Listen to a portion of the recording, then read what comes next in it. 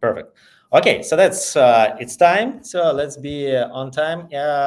And let's introduce ourselves. We at Planetarians trying to make the climate-friendly plant-based meat.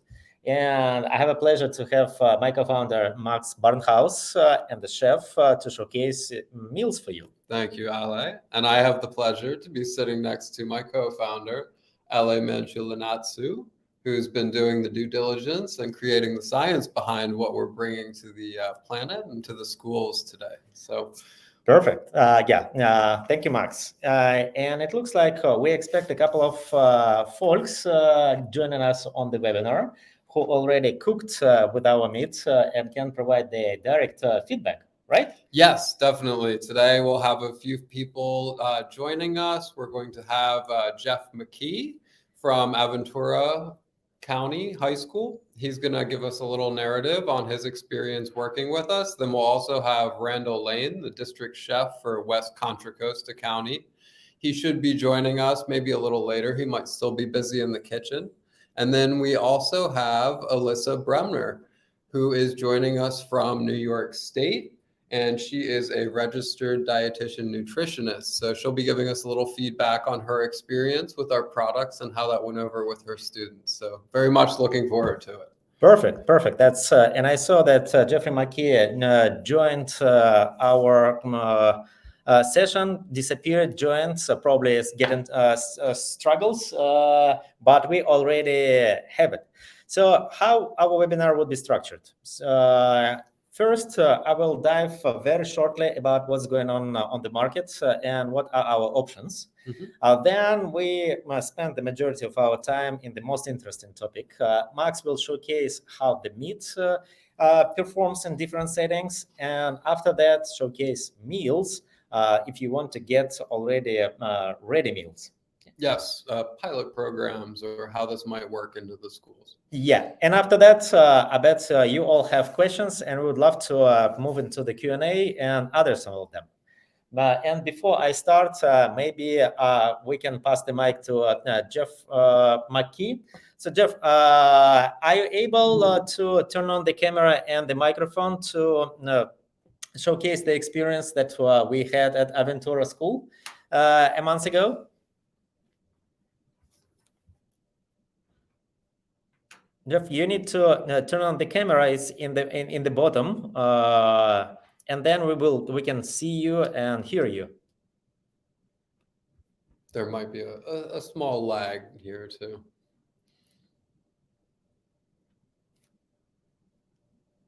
Okay, so that's if you need more time to do that, let me then probably start, and you can join us once you're ready. Good. So we're gonna move into the first part of the trends that we had to kind of discuss and how the market's looking. Well, actually, I would prefer not to phrase it trends. We are not riding the wave. We are not using the wave. We are a much bigger cause. That's because all of us have kids or work with kids, yeah, and working with them, we would love to empower them with the same as we saw experience in our lives, to leave the planet the same as we inherited. So I think that it's not a trend.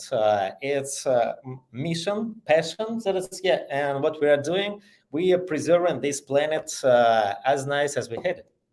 And we are not only alone on this path. A lot of other great companies try to make the plant-based meat, and through that reduce the greenhouse gas emissions emitted by animals.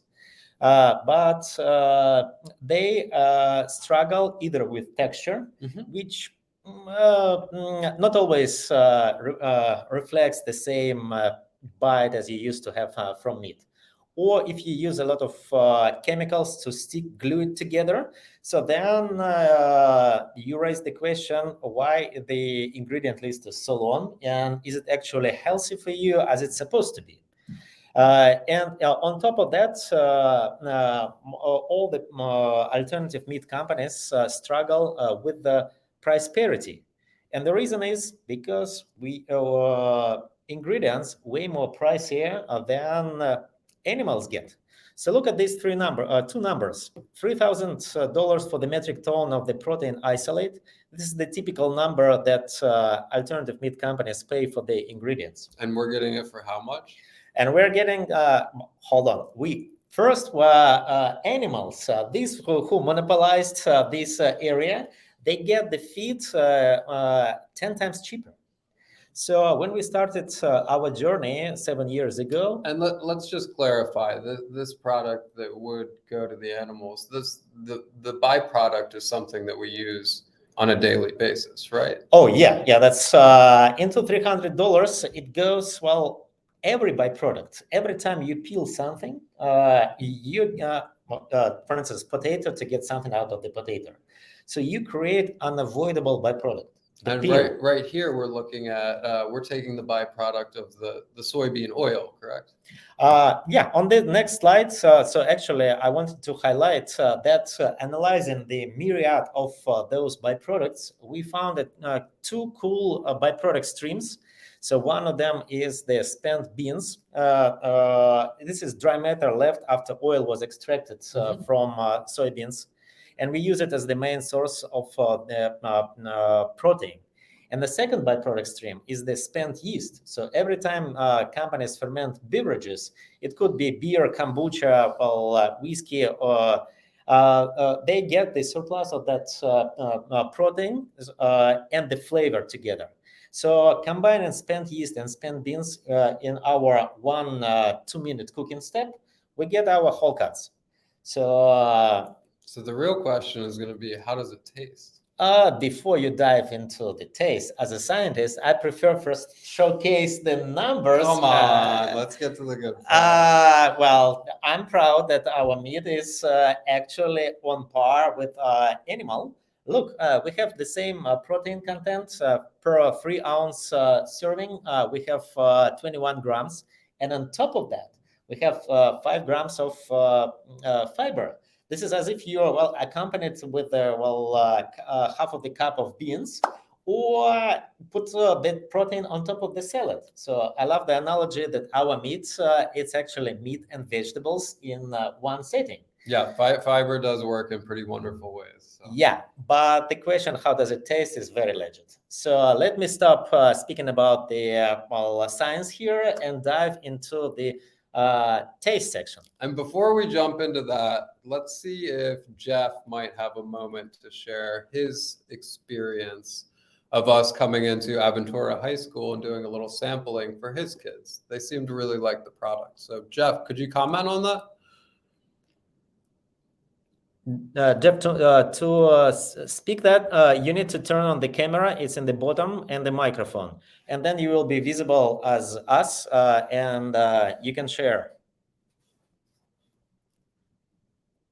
On camera. We see you. Yes, we see you. Great. Hi, Geoff. Thanks for joining us today. Yeah, my pleasure. I was there for a little while, but I went on initially as a speaker, and for whatever reason, I couldn't hear or see anything other than the display. But anyway, yeah, impressive. Everything I read about it was impressive. And of course, like you say, the taste test was a key factor, especially for students. And it was delicious. We had a sample of the teriyaki noodles, and we also had the Mexican stir fry, I would call it. I'm not sure what you all call it exactly, but absolutely delicious. One of the biggest tests is in general, we serve our lunches according to the federal guidelines for our 800 students. And we'll find usually anywhere from 2/3, 3/4 of the food on the plate that gets thrown away. But with the plates that were given out, and there were generous samples, we didn't find anything. There was, a trace. You couldn't even tell what they're eating, whether it was the Mexican or the teriyaki, because they ate it all, with very few exceptions. So, and the kids, I want to say response rate was 80% favorable, wanted it added to the school menu. The only ones who didn't respond favorably that I talked to, because I asked them, I said, why wouldn't you want that? And some said, well, we don't really know what's in it because it tastes like meat and it's not meat. And how does that happen? So we don't want to taste a bunch of artificial things. But I guess they kind of missed the lesson on, what was in it. But yeah, it was absolutely delicious. We're hoping to add it. The people we've spoken to from our side agree that, if it's a meat substitute, it's healthy, it's cost efficient, why not? And then they just have a team of dietitians that kind of evaluate. I mean, I think this is simple. You've got 2 ingredients basically to check, and then everything else seemed like common spices. So yeah, for us, it's a no-brainer. We'd love to have it. One of the kids said something that was telling, because I felt the same thing. He said, when you bite into the meat, there's always a little bit of an insecurity because you don't quite know, is it going to be like gristle? Is it, it's going to be fatty? But every bite of this was very predictably delicious. The texture was great. And yeah, it just tasted healthy, and it felt good afterwards too. You felt energized from the meal. Yeah, and the kids were really wonderful there. And just as a reference point, how old were the kids at the school? 14 to 18. I think that was high school, right? Yep. Correct. Okay, wonderful. Well, thank you, Geoff. I really appreciate Thank you. Your comments on it, and we look forward to working with the school system. Yeah, it would be great. I want it for sale at Costco too, so I'll definitely take some home. Yeah, it really was wonderful. Yeah, and I've done all the other meat substitutes along the way. I try to eat healthy, but yeah, that definitely is my favorite so far. So thank you guys. Great job. Awesome. Thank you so much, Geoff. My pleasure. Yeah. And now let's dive into this 3-4 minutes showcasing how the meat behaves. We wanted to cook live, but when we realized it may fall way beyond the 30 minutes, so we pre-recorded and we'll share the highlights of the cooking the process with you. So Max, are you ready? I'm ready. Let's go. Been waiting all week.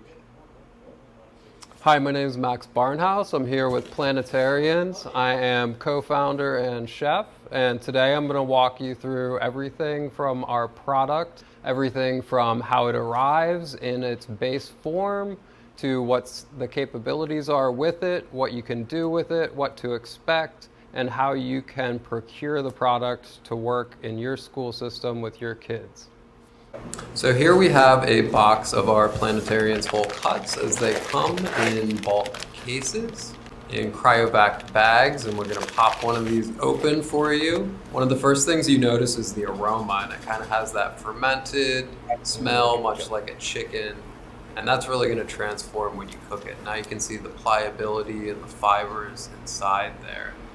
It's really, really tight fibers, which replicates that mouthfeel and that bite of the animal proteins that we're so familiar with. So as you can see in there, that's really nice. That's a treat to bite into. Next, we have some smaller portion pieces, so we can portion our products in different sizes to make it easier to put into your meals. So one of the areas that we've been putting a lot of work into is portioning sizes. So we're able to ship these portion sizes directly to you for ease of use. Here we have a shred. Then next up, we're going to have a kind of a shred slice, and that's going to be great for that meatier bite. And then last but not least, we have a rustic chunk, which is great for those fajitas, burritos. So now we're going to cook some of our strips that have been put in a brine. And this is something very good to know about our product, that it'll absorb a lot of moisture. So we're getting about a 40% pickup. We're going to throw some of these in a hot pan. You can hear that sizzle. And you'll actually be able to start to see the color change almost immediately. We call that the Maillard reaction. And this comes from the inherent sugars that are present due to the spent beans that are in our product. These 2 ingredients. You can see we're starting to get a nice brown color there. And that'll start to go even further, darken into char. And that's gonna, lend itself to a whole nother layer of textures that are very, very appealing. You can see those layers starting to come apart. And it's still very moist and succulent in the middle of the product. So you get that great crunchy texture and then that nice meaty inside. And you can take those pretty far. You can do that on a grill, on a fryer.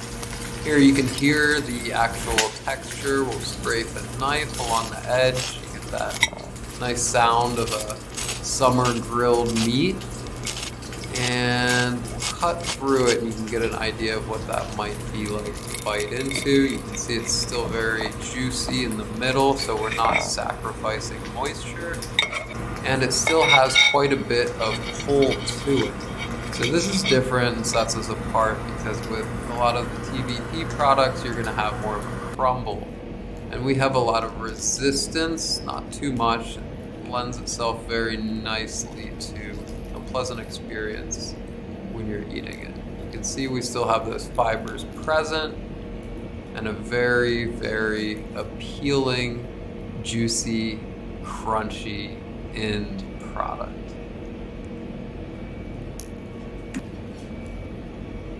This is delicious. I expected it to be a lot blander than it was, and to know that this has no seasoning, just the base product, is absolutely delicious. Okay, so now we're going to demonstrate how the Planetarians product absorbs marinade, brines, or other flavors. We've got some of our base material here. We're going to drop it in a little liquid solution of adobo sauce so you can get an idea of how much pickup we're getting. Now the science behind that is the little micro pockets that are created from the fiber we get naturally from yeast cell walls. So mix that together. Set that aside for a few minutes. So that's been sitting on the side for about 10 minutes, and I want to demonstrate exactly how much pickup we get. So we have our marinated chunks in this little glass vessel. We're going to press it down with another glass jar to show you how much absorption we get. Now I mentioned before when we were cooking, it's roughly around, you can get as much as 40% by volume. So that's quite a lot when you're looking at imparting different flavors or variations of moisture. And you can see the liquid comes out and then gets sucked right back in. Great, perfect. Thank you, Max, for these demos. Is it time for lunch now? I got hungry, so that's definitely hungry. So now let me show the video with the feedback from Randal Lane. And Randal is just to clarify, Randal is the district chef at one of our Bay Area schools, West Contra Costa Unified School District, and they are working with us. So let's jump into what he has to say. And hello there, my name is Randal Lane. I'm the chef for West Contra Costa Unified School District. We're down here today at the Central Kitchen. I just wanted to give you a few words about what great experience we've had working with Planetarians. They came to us a few months ago with a product that I've never seen before. And the things that we like about it the most are the texture and the ability to absorb other flavors that is not seen in any other meat alternative product. We've been able to use it for a whole bunch of different purposes. They've even worked with us on making a hot dog, which is a huge demand. We're really excited because tons of our students, my son included, really enjoyed it when we tested that on the site. And we're really looking forward to working with them in the future. And what is your experience with just eating the product? Was it pretty enjoyable, or? I think the most interesting thing about eating the product is that you can make it into deli slices, and that are really, really good on a sandwich. You can make it into like a chicken salad, or you can make it into a rib if you want to. Like, there's so many different things you can do with it, and it just tastes so good. With whatever sauce or anything that you're putting with it, it just absorbs that flavor. It's really a very blank slate, and you can do anything you want to. And what do you think about the price parity with animal proteins? Do you think that's going to be a game changer? I know they're right around the price parity level and working on going lower. Is that an enabler for more plant-based proteins in the school district? Yeah, well, this will really give us a leg up on trying to offer our students more plant-based proteins, especially when you consider that for us here at West Contra Costa, we're leaning towards more clean proteins, and that's not just our plant proteins, but also our animal proteins. And when you compare that against the cost of clean animal protein, it's a clear winner. Awesome. Well, thank you, Randal. Do you have any last words about maybe your favorite dish you've tried so far with Planetarians, or something you hope to create? I really look forward to working more on the ribs and the hot dogs. Those are things that we're really focused on right now, so I'm really looking forward to that. Great. Well, thank you, Randal. Thank you. Super nice to have Randal's commentary. I kind of cornered him in the kitchen that day, but he was nice enough to give us a few words on that. So we've really enjoyed working with that school system and are looking forward to the creations they make and the path it pays.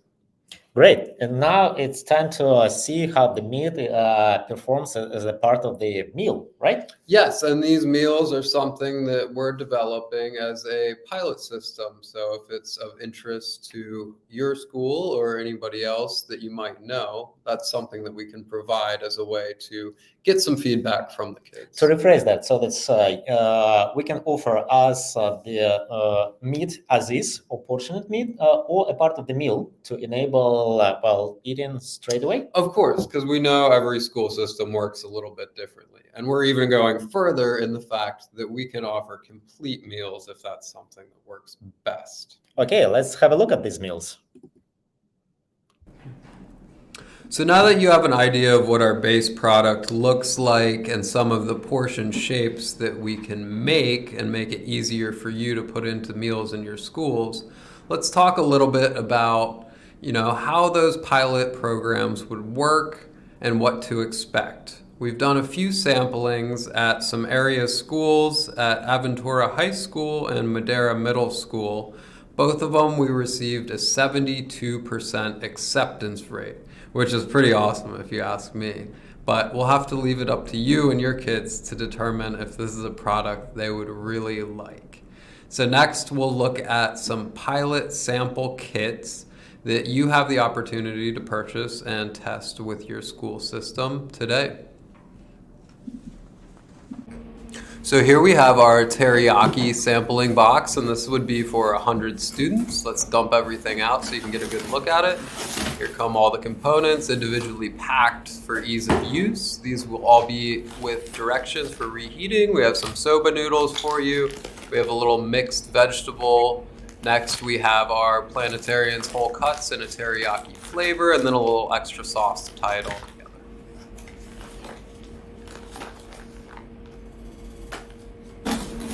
Next up, we have our Italian box. This is a rustic ragu, again with all the components. We have a whole wheat pasta penne, we have an Italian Planetarians whole cuts, a little mixed veg, and then a marinara pasta sauce for you. And last, we have our Tex-Mex box. Dump those out. As you can see, this is one of the favorites, and we have a flavored rice for you. We have a Planetarians Tex-Mex whole cuts, and then a roasted red peppers and onions. So if you like what you saw with the boxes and the pilot meals, we have these sampling kits available today for a price of $250 per student. It's going to be 100 samples. Up first, we have the complete meal of the teriyaki. Then over to my left, we have the Tex-Mex. And last but not least, we have the rustic ragu. These are all available as of today. Okay, so now the real truth test. We'll sample. Come on, guys. Oh man, this looks good.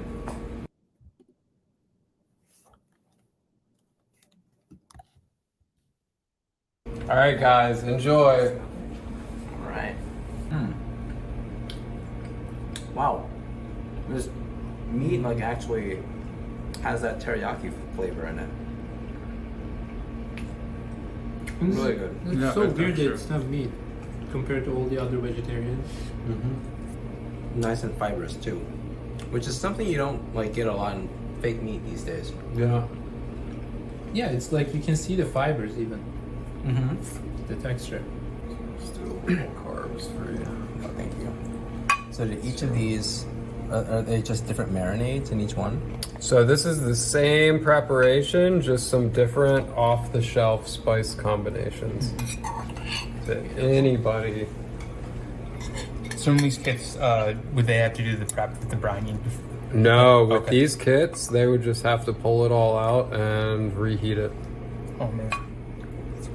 I think what I'm most impressed by is the like the flavors that you put in isn't masked by the flavor of the There's still meat. a background note to it. Yeah, there's like a background note, but it doesn't like overpower whatever you're trying to flavor it with. Right, you know? right. It kind of works with it to Yeah. enhance the whole meal. I like that it's like true like meat. It's like meat, you know, the texture that you feel on the when Like you're if- chewing it. It's Usually a lot of them they just fall apart, but this one holds the fibers. Right, it makes you actually bite into it, chew through it. Veggies left, meat not.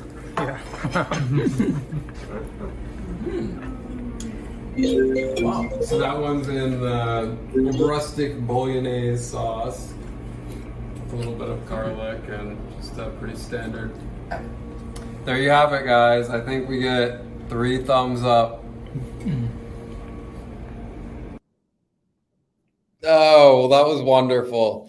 And we're going to invite Elisa to share some of the comments from her school. It looks like she might be having a little bit of a technical issue, but she was kind enough to express through writing on the chat that it looks like the students really accepted the product while there was a little hesitation from the faculty, which is an interesting point that she brings up, because we've also noticed sometimes in the older generation, and I'm not talking extremely old, but maybe past millennials, there's still a little question as to whether the products are safe, whether they're have all the nutritional value that they need, or maybe there's some questions. So it kind of leads us to the point that we do have some yeast in our product, and But let me comment on that from the different angle before we maybe the yeast. So at Aventura School, we dealt with pretty grown-up kids, 16, 18, so 14.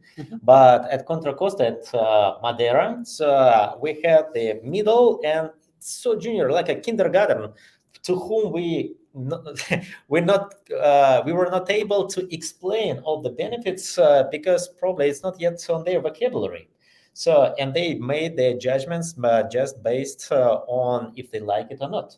And we do have to set the record straight that the kindergartners are brutally honest. If you saw the green dots, this is the way how they voted. So that's they just stuck their dots in their right area. While at Aventura, everybody voted with QR codes, so again separately. Yeah, so I think that it also brings, well, also Jeffrey mentioned that if we be more clear on what's inside and why it's important, it will give us extra scores. And what is inside? Well, inside that's just 2 ingredients, right? Yeah, the major ingredient, 70%, is the spent yeast, and the word spent, it only relates to that it was taken as a byproduct. But yeast itself is the same nutritional yeast that vegans used for years. So, and it's the same yeast used as the flavor agent in multiple applications. So if I wanted to eat this to gain muscle and fill myself every day, is there any danger of eating just this 2 ingredient product? So the yeast itself is the generally recognized as safe product. Yeah. So there is no limitations on that side. The way how we cook it also does not change any structure, so you get the same yeast. There was some studies in the 70s that yeast might have some elevated levels of RNA that had some side effects in people who has the gout disease. So we address that, and our cooking step reduces those purines down to the level that you, Max, you have to eat 8 pounds of meat before you even come closer to that level. Can you eat 8 pounds? I might be able to, but That's a tall order. Yeah, that's we went through that topic very extensively with our partners at Anheuser-Busch, or their parent company, AB InBev, before launching the pilot facility. But I live right now on a safe site, offering it not only to adults like you, but the kids as well. Okay, well, let's open it up. Let's see. It looks like Elisa is on the phone. She might be able to give us a couple comments. Elisa, can you? Hi, my name is Elisa Bremner. I'm registered dietitian on the campus of the Pleasantville Cottage School in Westchester County, New York. We have students from urban areas, some with developmental disabilities, some with behavioral issues, and lots of picky eating. So it's a tough crowd. And we tested out a bunch of Planetarian meats. I don't know if you could see. We did those today. We did a couple of others last week.